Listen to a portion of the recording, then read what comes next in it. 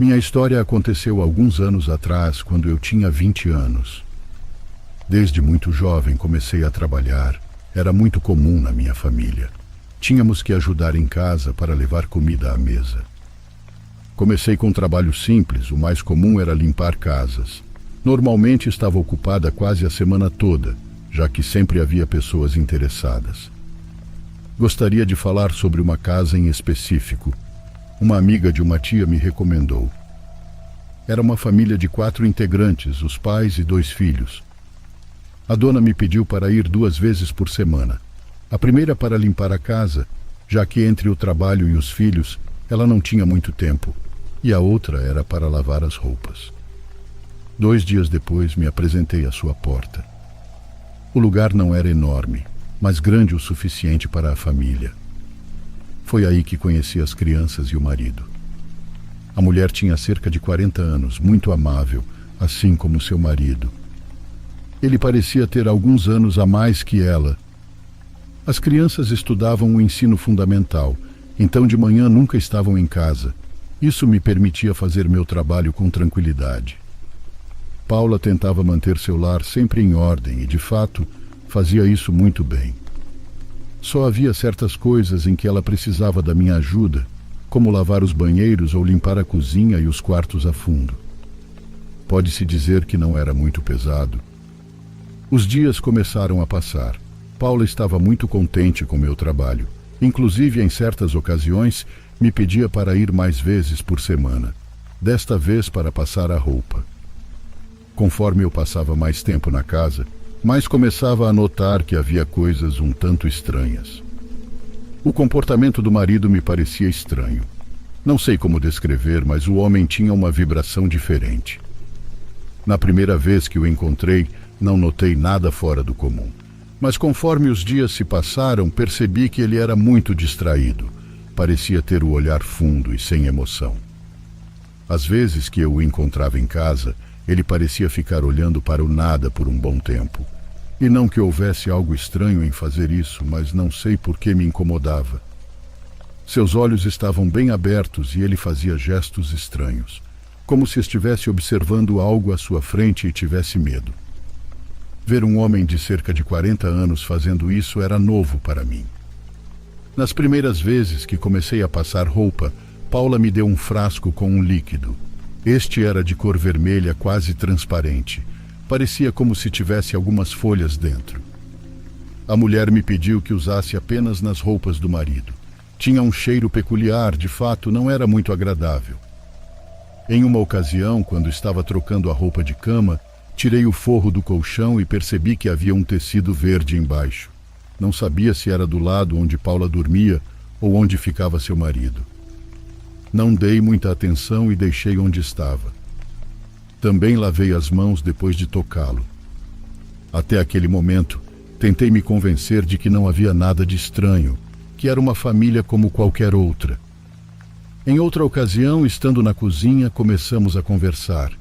Eu tinha terminado cedo de fazer minhas tarefas e ela me convidou para comer. Dessa vez eu tinha a tarde livre, então decidi ficar. Notei que Paula cozinhava separadamente. Isso chamou minha atenção, pensei que fosse para as crianças. Mas pouco depois percebi que não, era para o marido. O que achei estranho foi que era a mesma comida para toda a família, só que a do marido era cozinhada completamente separada do resto. Foi aí que comecei a suspeitar que algo não estava bem. Não queria colocar ideias na minha cabeça, mas por alguma razão relacionava tudo o que estava acontecendo a algo mais sombrio, coisa que me parecia difícil de acreditar, já que o lugar não se sentia pesado, e Paula me parecia uma pessoa agradável e boa. Não me dava mais sensações ruins nem nada parecido. Me disse que talvez eu estivesse exagerando, além disso não era meu problema. Em uma ocasião, quando cheguei a casa, bati a porta.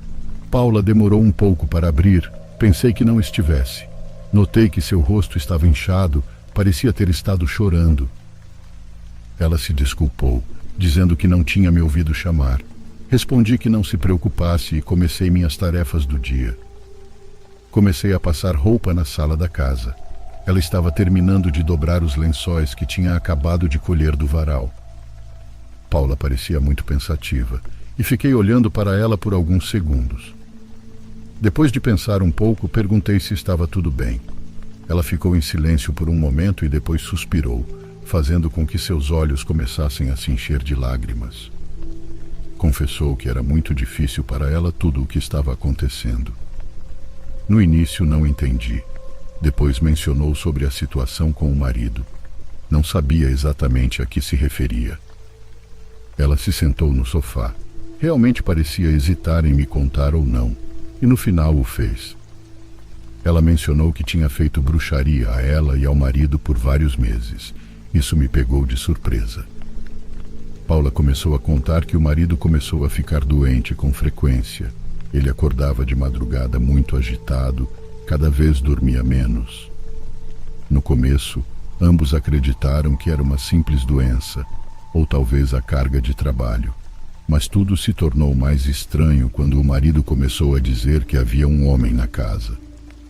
Segundo ele, tinha corpo de adulto, mas agia como uma criança. Zombava dele e sempre se espreitava pela casa, fazendo caretas.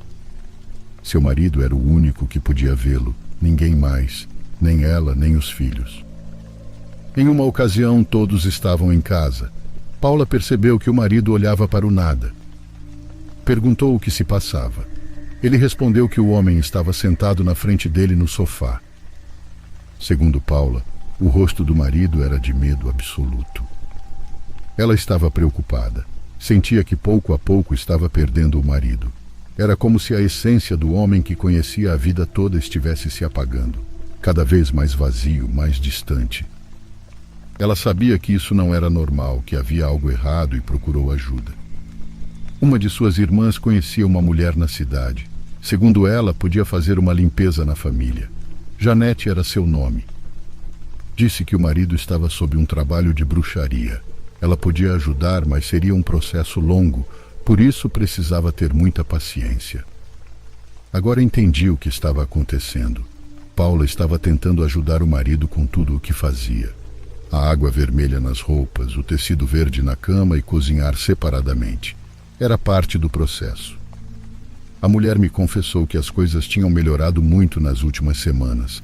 O marido já tinha voltado ao trabalho e sua saúde estava quase normal. De vez em quando ele ficava agitado e parecia que estava se afogando, mas cada vez era menos frequente. Ainda assim, sentia que o marido não era o mesmo. Era como se algo nele tivesse se quebrado. Enquanto me dizia isso, a mulher começou a chorar. Algumas vezes acho que ele ainda pode ver o homem que zomba dele. Sei disso quando ele fica olhando para o nada. Posso notar em seu rosto, ele tem medo, me dizia Paula enquanto as lágrimas deslizavam por suas bochechas. Ela tinha razão. Lembrei de uma ocasião em que eu estava estendendo roupa.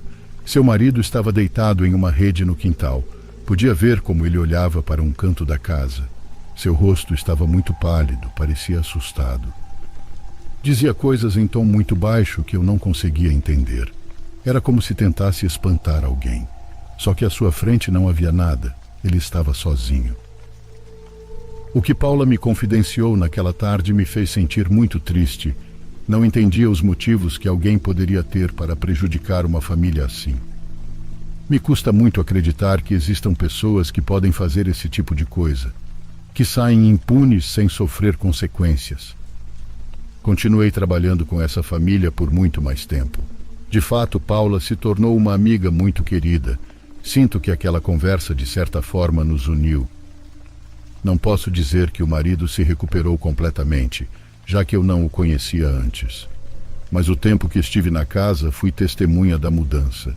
Seu marido parecia cada vez mais presente. Até falava mais e ajudava em casa. Em uma ocasião, teve um ataque na minha frente. Dizia que era como se houvesse madeira queimando dentro dele e que a fumaça não permitia que respirasse, o sufocava. Isso acontecia do nada. O cheiro de repente envolvia seu nariz. Agora, anos depois, eles parecem muito mais tranquilos. Honestamente, me sinto muito feliz por eles. Se aproximaram mais de Deus. Paula me confessou que isso os ajudou muito e lhes deu muita paz. Fico feliz em saber que mesmo nos momentos sombrios pode-se ter luz e que felizmente conseguiram sair daquela situação.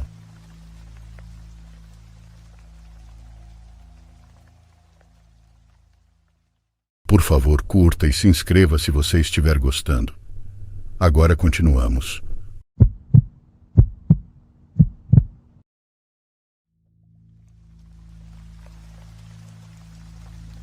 Isso aconteceu há alguns anos. Moro em uma região com muitos bons locais para acampar nas proximidades. Nunca vou para os campings estabelecidos. Prefiro usar terras públicas, porque é mais como uma verdadeira aventura. Não que eu vá muito longe, na natureza selvagem ou algo assim, mas é um passo acima dos acampamentos pagos. Geralmente vou com amigos, mas às vezes saio apenas eu e minha cadela Clancy para o fim de semana. Acho que ela curte ainda mais do que eu. E esta história é sobre uma vez em que estávamos só eu e ela. Decidi fazer uma viagem até um local onde já havia estado antes. Meus amigos e eu fomos uma vez e ficamos em um local bem próximo de um pequeno riacho nas montanhas. Havia muitos ursos por lá, mas nunca foram um problema antes. Eu os vi, mas sempre me deixaram em paz. Acredito que ter um cachorro ajuda de alguma forma, talvez os ursos tenham medo. Saímos depois do meu expediente na sexta-feira. O plano era chegar lá pouco antes do escurecer e montar acampamento rapidamente, para que tivéssemos todo o sábado para relaxar. Estacionei em uma pequena clareira no início da trilha e não havia outros carros por perto. Clancy saiu do carro, praticamente pulando de alegria, como se mal pudesse esperar para começar a trilha. Eu não estava tão animado, mas estava feliz por estar fora da cidade. Esperava uma caminhada de menos de 1 hora até nosso local e, como era de se esperar, não havia ninguém por perto. Montei a barraca primeiro e depois coloquei minha cadeira dobrável perto da fogueira, que ainda estava lá da última vez. Acendi o fogo assim que o sol estava se pondo, e então percebi que não tinha visto Clancy por um tempo. Chamei por ela e em poucos segundos ela veio correndo, então estava tudo bem. Sentamos ao redor da fogueira por cerca de 1 hora e já estava completamente escuro. Foi então que comecei a ouvir alguns barulhos vindos da floresta. Eram apenas passos e galhos estalando, mas pareciam pesados. Não como de um cervo, porque eles caminham muito levemente. Naquele momento pensei que poderia ser um urso, mas Clancy estaria enlouquecendo se fosse. Ela consegue sentir a presença deles antes, provavelmente pelo cheiro. No entanto, ela estava quieta e os passos estavam se aproximando. Peguei minha lanterna e a agitei por 1 minuto, mas não vi nada. A mata era muito densa e não conseguia ver nada. Os barulhos pararam por um tempo, então me convenci de que não era nada demais. Mais meia hora se passou e então os barulhos recomeçaram. Desta vez, quando peguei minha lanterna, vi um homem caminhando em minha direção pela linha das árvores. Meu coração gelou imediatamente, mas tentei esconder isso porque poderia não ser nada para se preocupar. Uma coisa que me confortou foi que Clancy parecia relaxada. Conforme ele se aproximava de mim, porém, achei que ele parecia sinistro. Era um homem alto, com um rabo de cavalo saindo por um buraco na parte da frente do gorro. O homem caminhou até mim. Quando ele chegou perto, abaixei a lanterna, pois a luz da fogueira era suficiente para ver. Levantei-me, pronto para conversar com ele, mas antes que um de nós dissesse uma palavra, o homem sacou uma faca. Tropecei para trás e caí sobre minha cadeira, mas consegui me equilibrar antes de cair, então corri para trás um pouco. Olhei e o homem ainda estava perto da minha fogueira. Clancy estava mantendo uma certa distância, mas latia para ele. Meu maior medo naquele momento era que ele machucasse ela, então a chamei. Com minha cadela ao meu lado, corri para a trilha. Não havia como passar a noite ali, mas era uma caminhada difícil na escuridão, então estava preocupado. Apesar de o homem ter sacado uma faca contra mim, ele parecia nem mesmo me perseguir. Esperava que ele estivesse apenas planejando roubar meu acampamento, então continuei caminhando. Tinha deixado a maior parte das minhas coisas lá atrás, incluindo meu telefone que estava na minha barraca. No entanto, tinha minha carteira e chaves no bolso, então conseguiria dirigir assim que chegasse ao carro. Clancy e eu caminhamos rapidamente, com ela liderando o caminho. Eu tinha minha lanterna acesa e a mantive focada na trilha. A cada minuto, Clancy sumia da minha vista e eu precisava chamá-la de volta, mas eventualmente chegamos à estrada. Era assustador estar lá fora à noite e o tempo todo eu esperava ser emboscado por aquele cara louco. Chegamos ao carro em segurança e eu liguei o motor. Dirigi para casa naquela noite, mas só cheguei bem mais tarde. Quase não dormi e de manhã liguei para a polícia. Um dos guardas da área se encontrou comigo na entrada da trilha para irmos buscar minhas coisas. Quando chegamos ao acampamento, surpreendentemente parecia que tudo ainda estava lá. A única evidência de que alguém tinha estado ali era um pequeno buraco derretido na parte superior da minha barraca. Poderia ter sido de um cigarro, ou talvez ele tenha feito isso com um isqueiro. Comecei a desmontar tudo, e ao guardar minha barraca, percebi que meu telefone estava desaparecido. Estava certo de que o tinha deixado na barraca, então presumi que o homem o tivesse roubado. Depois de empacotar tudo, decidi vasculhar a área para ver se meu telefone estava em algum lugar. Quando olhei a área ao redor do local da fogueira, o encontrei parcialmente enterrado sob um montinho de folhas. Ao pegá-lo, vi que estava cheio de sujeira e detritos. Limpei o melhor que pude, mas parecia que apenas espalhava a sujeira pela tela. Quando olhei para as minhas mãos, vi pequenas manchas vermelhas, aparentemente sangue seco, grudados no telefone. Estava coberto de sangue. Por instinto, liguei o telefone e parecia funcionar, ainda com bateria. Ao verificar, encontrei um novo vídeo gravado na noite anterior. Sei que deveria entregá-lo à polícia, mas estava muito curioso para assistir. No início, a câmera estava apontada para a fogueira, que ainda estava acesa. Quando ela girou, vi o rosto magro do homem. Então uma faca entrou na cena e observei enquanto ele arrastava-a pela testa.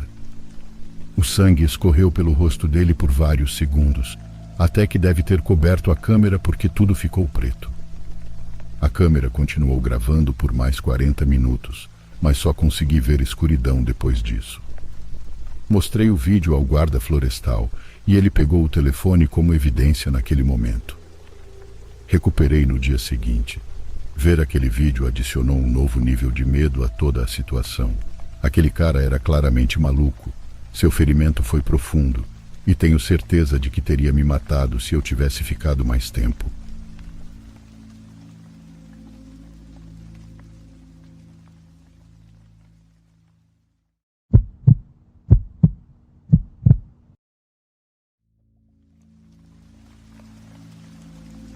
Trabalhei como pedreiro por muitos anos da minha vida.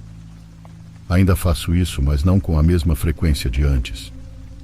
Meu nome é Jesus e atualmente tenho 50 anos. No entanto, minha história começa quase 20 anos atrás. Vou falar sobre uma casa onde trabalhei em uma cidade vizinha, a 1 hora de onde eu morava. Cheguei lá por recomendação de um dos meus trabalhos recentes. A tarefa não era complicada. A mulher me pediu para construir um quarto para seu filho, já que o terreno da casa era extenso. A primeira impressão que tive do lugar foi que parecia um pouco apagado, como se faltasse vida. Não apenas o jardim, mas o ambiente em geral parecia triste, com uma leve sensação pesada. A casa parecia escura, apesar de eu não ter entrado diretamente, pois podia rodeá-la graças à extensão do terreno. Pelo pouco que via pelas janelas e portas abertas, parecia que o sol não penetrava o suficiente. Esse tipo de detalhe sempre me chamou a atenção desde jovem. As casas e suas vibrações falam muito sobre as pessoas que viviam nelas. Conversei com Marina, a dona da casa, sobre a construção antes de começar. Ela parecia não estar muito segura, mas disse que confiava em mim. Passei toda a manhã trabalhando. De vez em quando, Marina saía para ver se eu precisava de algo ou para me dar água. Marina era uma mulher amável, parecia ser alegre, mas tinha um leve ar de tristeza. Era um brilho apagado nos olhos que a denunciava. Ela me contou sobre seu filho. Ele estava no exterior, estudando. Quando voltasse, ela queria dar-lhe uma surpresa e ter um lugar onde pudesse ficar sem ser incomodado. Suponho que ela sentia falta dele, e era por isso que se sentia assim. Depois de alguns dias, comecei a cavar na propriedade para fazer os alicerces da construção. Estava cavando quando senti que a pá bateu em algo. Parecia ser um tecido vermelho. Puxei com as mãos e ele rasgou, espalhando o que tinha dentro. Havia o que parecia ser terra, mas de uma cor diferente da do jardim. Ajoelhei-me e percebi que havia algo mais. Eram ossos. Rapidamente me levantei e fui lavar as mãos, apesar de estar usando luvas. Voltei e movi o tecido com a pá. Confirmei que eram ossos. Pareciam de um animal, especificamente uma ave, pois ainda haviam penas. Não havia um cheiro desagradável e parecia que não estavam enterrados há muito tempo. Havia mais coisas envolvidas no tecido. Eram objetos pessoais de alguém. Decidi não tocar mais em nada e contei a Marina. Quando se aproximou, ambos ficamos sem saber o que fazer. A primeira coisa que me veio à cabeça foi que poderia se tratar de algum feitiço. Já havia ouvido falar desses assuntos antes, e o que estava enterrado naquele jardim tinha ares de ser um trabalho de magia. Nenhum de nós queria tocar mais naquilo. Conseguimos, com a pá, colocar tudo em um saco preto e jogamos no lixo. Marina parecia desconcertada com o que havíamos encontrado e me confessou que não sabia há quanto tempo aquilo estava ali, nem como havia chegado ao jardim. Conforme a obra se desenrolava, Marina saía de vez em quando para conversar comigo. Eu não me importava, pois estava acostumado com clientes assim. Percebi que ela passava a maior parte do tempo sozinha. Suponho que seu marido trabalhava durante o dia, pois raramente o via em casa. Ainda me sentia estranho na propriedade. O quarto estava sendo construído em um canto do terreno, a poucos metros da casa principal. Em frente a ele ficava a entrada traseira da casa, que a maior parte do tempo estava aberta. Por alguma razão, sentia que alguém me observava de dentro da casa. Várias vezes, de relance, via alguém se movendo de um lado para o outro. Sempre pensei que era Marina, e nunca atribuía a nada estranho, mas meu corpo se tensionava, como se no fundo soubesse que havia algo mais. À tarde, aproximei-me da casa e fiquei na porta dos fundos, mas não entrei. Chamei o nome de Marina, mas não houve resposta. Precisava sair para comprar algumas coisas para continuar a construção e queria avisá-la. Do ponto onde estava, podia ver a sala ao fundo do corredor. Chamei o nome dela novamente e desta vez notei um movimento. Uma mulher passou de um lado para o outro, depois ficou parada de costas para mim em frente à janela. Seu formato era claro. Uma mulher de cabelo escuro, alta, usando uma blusa com os ombros descobertos. Percebi que não era Marina, não tinha a mesma compleição. Chamei Marina novamente, desta vez mais alto, e a mulher na sala não se mexeu. Parecia estar olhando algo pela janela e não consegui ver seu rosto. Pensei que Marina tinha visitas, então não insisti mais. Rodeei a casa, fui para frente e entrei na minha caminhonete. Antes de sair, vi Marina entrando pelo portão principal. Avancei com o veículo e parei ao lado dela. Comentei que fui à casa para avisar que sairia, mas não a encontrei. Ela me respondeu que tinha ido comprar carne moída para o almoço. Você tem visitas, certo? Perguntei em tom baixo, sem querer ser indiscreto. Notei que o rosto de Marina mudou de expressão rapidamente. Não, por quê? Respondeu ela. Então contei sobre a pessoa que havia visto há alguns minutos. Marina parecia nervosa. Ela ficou parada ao lado da caminhonete. Eu não estou esperando ninguém. Vou dar uma olhada, disse ela em tom sério. Me ofereci para acompanhá-la dentro da casa. Então, desci da caminhonete. Marina abriu a porta principal e entramos. O lugar estava vazio. Naquele momento senti algo estranho, como se um vento frio percorresse o lugar. Marina me jurava que não conhecia ninguém com aquela descrição que pudesse ter vindo à casa naquele dia. No dia seguinte, comecei a me sentir mal. A princípio foi apenas uma queda na pressão, mas com o passar dos dias eu ficava cada vez mais fraco, a ponto de ter dificuldades para continuar com a construção. Em uma ocasião, tive que voltar para casa mais cedo, sentindo tontura e vontade de vomitar. Parei de trabalhar e tive que adiar outros projetos.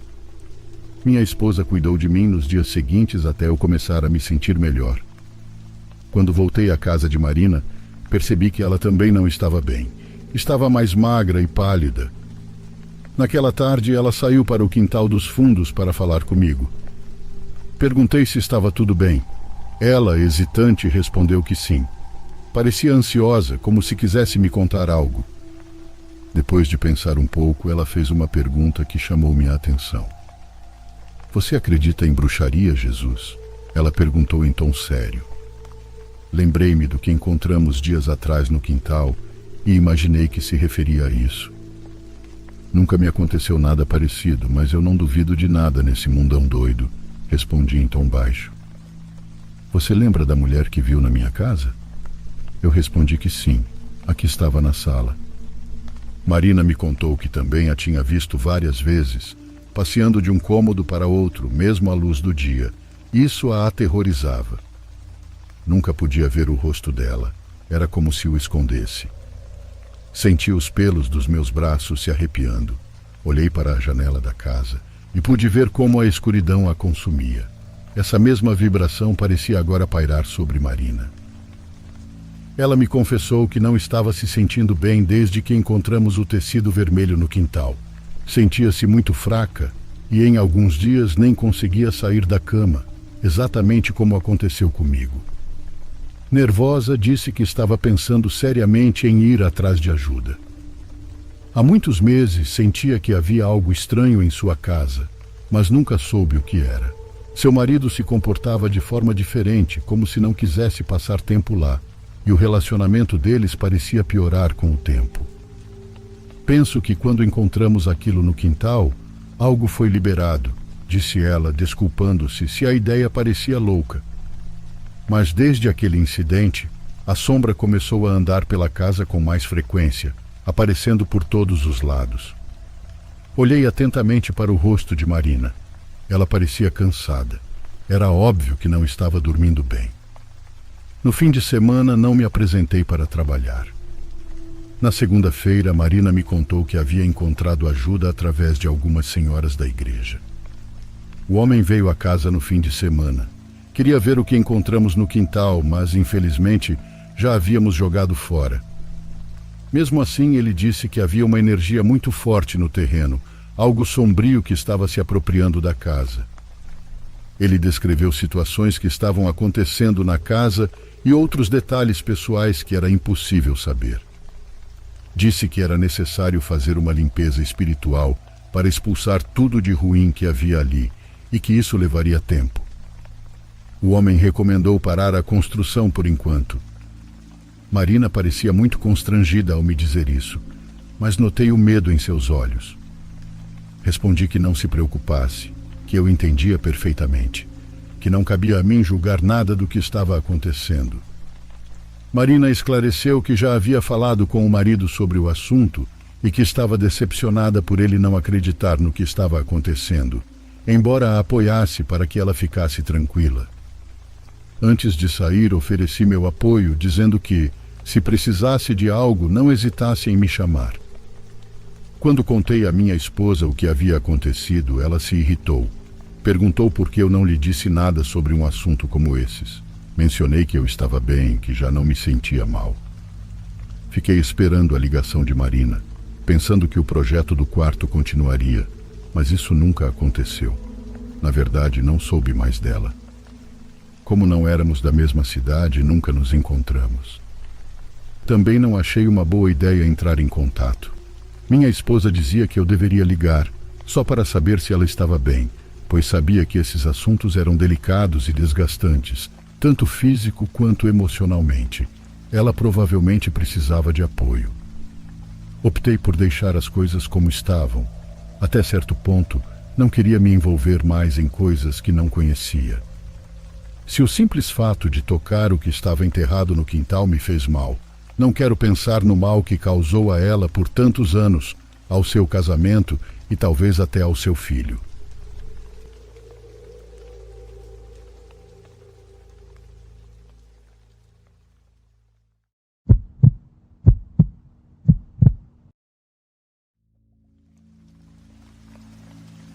Para o meu aniversário de 21 anos, meu tio, que é muito bem de vida e tem uma casa incrível à beira da água com um quintal enorme e piscina, me deixou usar o quintal para fazer uma grande festa, já que ele estaria fora da cidade durante o mês.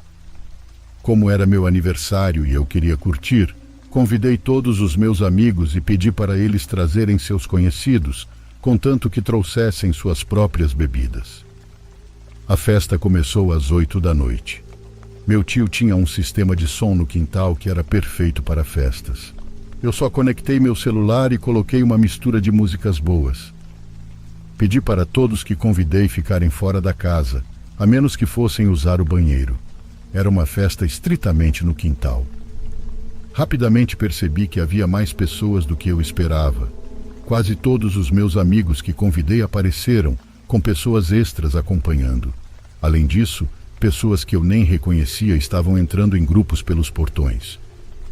Eu tinha que supor que todos ali foram convidados por pessoas que eu convidei, mas quando havia mais de 100 pessoas no quintal, comecei a ficar ansioso sobre a limpeza e os possíveis danos que encontraria no dia seguinte. Tentei ao máximo manter um olho em quem estava entrando e saindo da casa. Foi uma noite longa, e sendo o aniversariante, fiquei distraído muitas vezes. A festa ficou mais lotada antes de começar a desacelerar, e eventualmente a polícia apareceu e encerrou tudo porque vários vizinhos reclamaram. Então tive que pedir para todos saírem, exceto um grupo seleto de meus amigos. Ficaram cerca de 10 de nós ao lado da piscina, e esses números diminuíram até restarem apenas eu e meu amigo Rob. Meu tio me disse que ninguém poderia dormir lá, mas honestamente eu não achei que faria mal se apenas Rob ficasse. Ele estava tão bêbado que facilmente apagaria no sofá. Levei Rob para dentro, depois voltei para fora para trancar os 2 portões e a porta dos fundos. Quando voltei para dentro, Rob já estava esparramado no sofá da sala e qualquer tentativa de falar com ele era impossível. Então o deixei lá. Verifiquei o banheiro para garantir que não estava muito sujo. E além de algumas latas de cerveja vazias no chão, não estava ruim. A limpeza no dia seguinte não seria difícil com a ajuda de Rob. Fui para o andar de cima, planejando dormir em um dos muitos quartos, me perguntando por que meu tio era tão rigoroso em não deixar ninguém dormir lá, quando literalmente havia 4 camas extras. As 2 escadarias chiques no enorme saguão levavam a uma varanda no andar de cima que dava vista para o saguão, e depois para vários quartos, 2 banheiros e outra área de estar. Escovei os dentes com o dedo, pois perdi minha escova e fui direto para a cama. Eu também estava bêbado, então adormeci facilmente. Acordei cerca de 1 hora depois, me sentindo muito enjoado. Misturei muitas bebidas. Tive que correr para o banheiro para vomitar. Depois de vomitar, voltei para a área da varanda no andar de cima e ouvi passos no saguão. Fui até o corrimão da varanda e olhei para baixo. Chamei por Rob e vi uma figura na escuridão parar de se mover. Senti que podia ver a pessoa olhando para mim, mas com a escuridão na casa, não conseguia ver o rosto ou quaisquer características. Então ouvi algo na sala de estar. O som de ronco me fez perceber que a pessoa no saguão não era Rob. Perguntei, quem é? Pensando que poderia ser apenas outro convidado que tinha desmaiado em algum lugar antes, mas não houve resposta. Ouvi mais passos vindos da cozinha. Meu coração começou a disparar. Disse que estava voltando a dormir, fingindo que achava que eram apenas convidados, quando na verdade estava voltando para o quarto para trancar a porta e ligar para a polícia imediatamente. mas então lembrei que Rob estava lá embaixo. Tive que tentar avisá-lo. Liguei para o número dele e alguém atendeu. Antes de dizer qualquer coisa, chamei Rob pelo menos 3 vezes. Tudo que ouvi foi respiração do outro lado. Desliguei e liguei para a polícia. E enquanto sussurrava ao telefone, a maçaneta da porta girou e houve uma leve batida. Perguntei ao atendente em sussurros se deveria dizer que estava no telefone com a polícia, e ele disse para não anunciar minha presença. Perguntei sobre meu amigo Rob, e ele fez uma pausa por um segundo, como se não soubesse o que me dizer. Depois disse para eu esperar no quarto até a polícia chegar. Se achassem que meu amigo estava dormindo, provavelmente não o machucariam. Percebi que mesmo o operador não sabia muito bem o que fazer, mas achei que essa era a melhor opção também. Nesse ponto, tudo o que podia fazer era esperar no quarto trancado, esperando até a polícia chegar. O operador me disse que a polícia estava chegando e que tentariam entrar pela frente e pelos fundos. A polícia conseguiu entrar pela porta dos fundos, que foi deixada aberta por quem quer que fosse. Só então fui instruído a descer e encontrá-los. Acordei Rob e expliquei tudo à polícia enquanto ele ouvia, ainda bêbado e confuso. Olhei a casa para ver se algo estava faltando, mas não era minha casa. Então não sabia o que estava lá antes. O quarto do meu tio estava trancado e ele não tinha muitos objetos de valor à vista. A polícia vasculhou a casa inteira antes de sair. Nunca contei isso ao meu tio, até que um dia ele perguntou onde estava seu relógio Cartier. Aparentemente foi roubado da gaveta da cozinha por um dos intrusos. Foi então que tive que contar a verdade e obviamente ele não ficou nada feliz. Ele nunca me pediu para reembolsar o relógio, mas também nunca mais me deixou fazer qualquer tipo de coisa na casa dele novamente, e eu não posso culpá-lo por isso.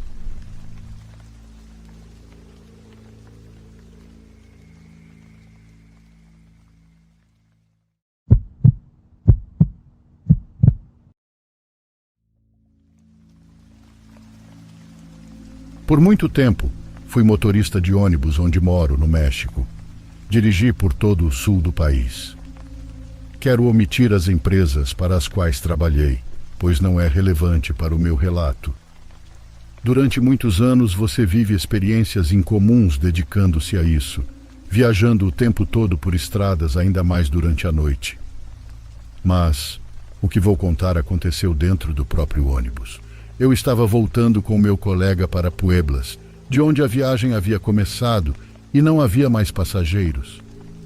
Apenas ele e eu, pois não estávamos mais em serviço. Já era noite.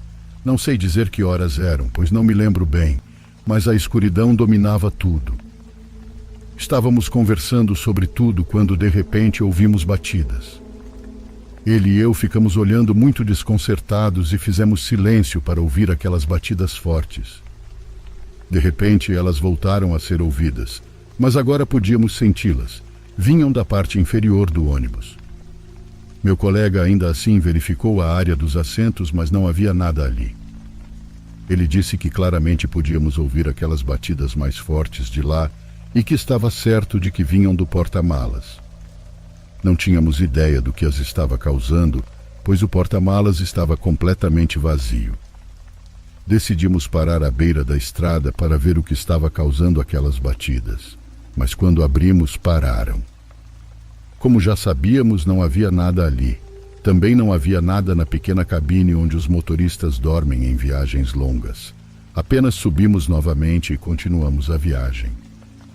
As horas correram e meu colega me contou que quando foi dormir, sentiu como se alguém estivesse mexendo em seu cabelo, mas pensou que estava sonhando, mas depois de sentir de novo estava certo de que era algo mais. Continuamos fazendo várias viagens nesse ônibus.